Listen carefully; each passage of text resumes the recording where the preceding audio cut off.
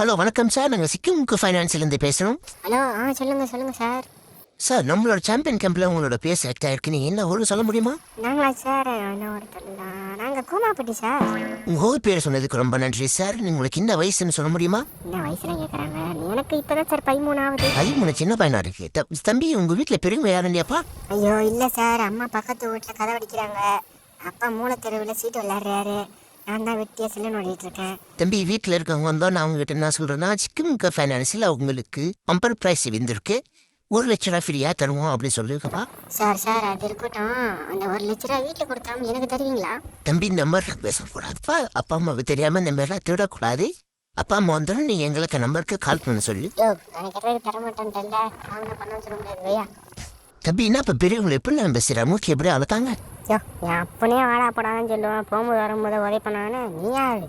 நல்லா அழைத்துக்கிறாண்டா உங்கள் அப்பா நீ.